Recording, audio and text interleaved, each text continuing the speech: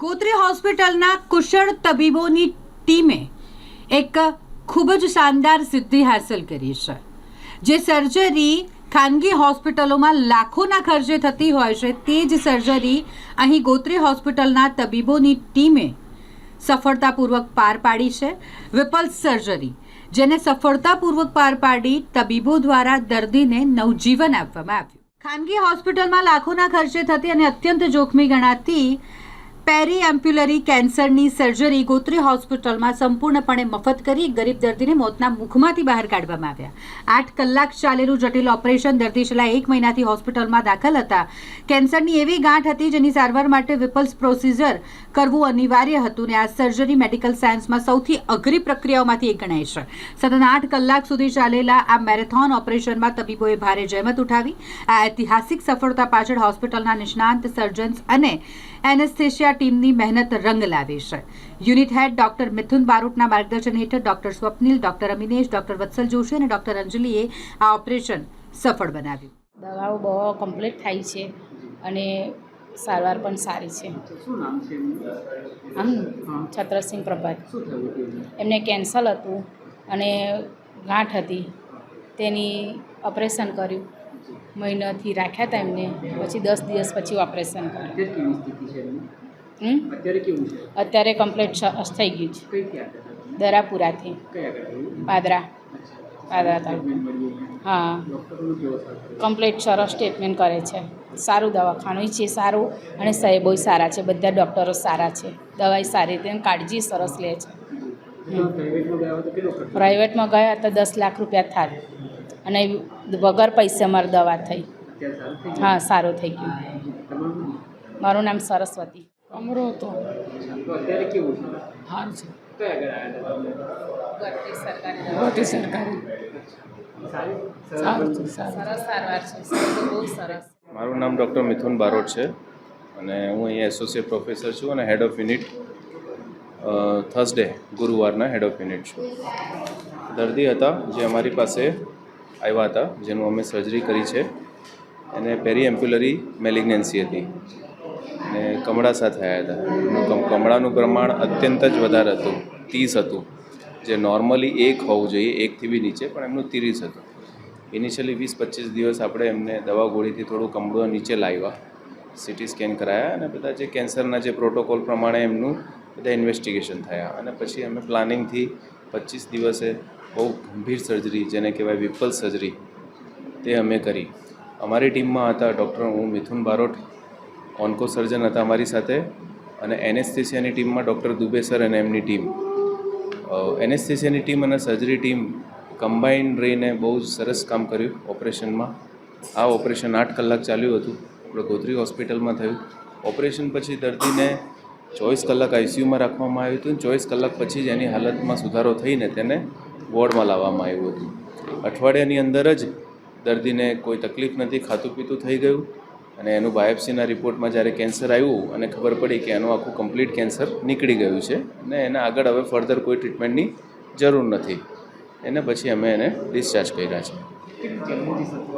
આ સર્જરી બહુ ચેલેન્જિંગ હોય છે। અમારા જે સર્જરીમાં કહેવાય તો સૌથી મોટી બીમારી અને સૌથી મોટી સર્જરી, આની ઉપર કોઈ સર્જરી હોતી નથી। આપણે ગોત્રી હોસ્પિટલમાં પહેલીવાર સર્જરી થઈ છે જે 100% સક્સેસફુલ સાથે। 10 થી 15 લાખ। અને અહીંયા અહીંયા આપણે દર્દી 10 રૂપિયા બી નથી ખર્ચો થયો દર્દીને। ડૉક્ટર મિથુન બારોટ। જીએમઆરએસ હોસ્પિટલમાં જે એક મેડિકલ કોલેજ છે અને અહીંયા ટર્શરી હેલ્થ કેર સિસ્ટમમાં ગણાય છે, જ્યાં પ્રાઇવેટમાં બી જે કેસીસ ફેલ થાય કે પ્રાઇવેટમાં કોઈ પેશન્ટ ના લેતું હોય અને બહુ સિવિયર કોમ્પ્લિકેટેડ કેસીસ હોય, એ બધા ટર્શરી કેર સેન્ટરમાં રિફર થતા હોય છે અને એ મેડિકલ કોલેજનો કર્તવ્ય જ છે કે ટર્શરી કેર સેન્ટરની ફેસિલિટી પૂરી પાડે। અહીંયા અમારા પાસે દરેક ટાઈપના પેશન્ટ્સ આવે છે। કેન્સરના પેશન્ટ હોય છે, ન્યુરોસર્જરીના પેશન્ટ્સ હોય છે, બ્રેન ટ્યુમરના પેશન્ટ હોય, એવા ઘણા બધા પેશન્ટ જે બહાર ઓપરેશન કરાવે સફળ થઈ શકે, પણ જ્યારે પેશન્ટને ફાઇનાન્શિયલી કન્ડિશન હોય એવી ના હોય કે બહાર એને એફોર્ડ કરી શકે, તો એવા પેશન્ટ માટે આપણે અહીંયા હોસ્પિટલમાં દરેક ફેસિલિટી ઉપલબ્ધ છે। હાલમાં આ એક પેશન્ટ હતું જેને સ્વાદપિંડ એટલે કે પેન્ક્રિયાઝ જે કહેવાય એનું કેન્સર હતું। એક સ્વાદપિંડનું કેન્સર એ બહુ કોમ્પ્લિકેટેડ વસ્તુ હોય છે. આપણું આખું ડાયજેશન સિસ્ટમ એના ઉપર ડિપેન્ડ થતું હોય છે અને એનો કેન્સરમાં જ્યારે બ્લોક થઈ જાય તો એના લીધે શરીરમાં જોન્ડિસ થતું હોય છે. લીવરના બધા જે એન્ઝાઇમ્સ આંતરડામાં જવા જોઈએ એના બદલે બ્લડમાં ફેલાય છે, એના લીધે જોન્ડિસ થતું હોય છે અને કેન્સર જો બીજી જગ્યાએ ફેલાઈ જાય તો પછી કોમ્પ્લિકેશન થઈ શકતા હોય છે. આ પેશન્ટ આપણા પાસે સમયસર આવી ગયું, એનું સમયસર નિદાન થઈ ગયું કે આ કેન્સર છે અને પછી એનું ઓપરેશન પ્લાન કર્યું. ઓપરેશન ખૂબ જ મેજર ઓપરેશન હોય છે જેને વિપલ સર્જરી કહેવાય છે. વિપલ સર્જરીમાં જે કેન્સરનો ભાગનો પાર્ટ છે એટલું કાઢવામાં આવે છે અને પછી બાકીના જે કનેક્શન્સ છે, જે લીવરનું છે, ગોલ બ્લેડરના કનેક્શન છે, જે આંતરડામાં જતા હોય છે, એને આખું એક બાયપાસ કરીને એને સિસ્ટમને નોર્મલ ફંક્શન કરવા માટે કરવામાં આવતું હોય છે. આ વિપલ સર્જરી કહેવાય. સર્જરી એક એક્સપર્ટ હેન્ડ્સમાં થાય તો બી સર્જરીનું મિનિમમ ટાઈમ 6 to 10 અવર્સ થતું હોય છે. આવા પેશન્ટ્સમાં 10 કલાકમાં પેશન્ટ એનેસ્થેસિયા આપવું પડે 10 કલાક માટે. તો એના ચેન્જીસ, આટલી મોટી સર્જરી હોય, આખું પેટ ખોલીને એને ઓપરેશન કરવાનું હોય તો પેશન્ટને ફિઝિયોલોજીકલ ચેન્જીસ ઘણા આવતા હોય છે. સર્જરી ટાઈમ, એનેસ્થેસિયા ટાઈમ બધું વધતું હોય છે.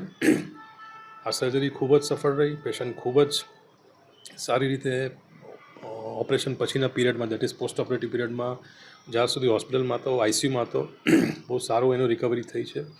આવા પેશન્ટ્સમાં ખાસ ઓપરેશન પછી જે પેશન્ટને દુખાવો થાય એ ના થાય એના માટે બી આપણા જે ડિપાર્ટમેન્ટ, હોસ્પિટલની એનેસ્થેસિયા ટીમ ડિપાર્ટમેન્ટ છે, એ લોકોએ પોસ્ટ ઓપરેટિવ એનાલિસિસ માટે ખૂબ જ સારું મહેનત કરી. જે કમરમાં આપણે એપિડ્યુરલ કેથેટર નાખીએ છીએ, પ્લસ બીજા ઓપિયોઇડ દવાઓથી પોસ્ટ ઓપરેટિવ પીરિયડમાં પેઇન રિલીફ, એમના બ્લડ પ્રેશર, એમનું ફ્લુઇડ્સ, આ બધું જે પેશન્ટને લગભગ 15 દિવસ સુધી મોડેથી ખાવાનું નથી આપતું, તો આવામાં જે એનું ન્યુટ્રિશન છે, એનું જે આઈસીયુ કેર છે ઓપરેશન પછીનું, એનું બી પૂરેપૂરું ખ્યાલ રાખ્યું અને પેશન્ટ સારું થઈને આજે ઘરે ગયું છે અને આજે ફોલોઅપમાં આવ્યું હતું.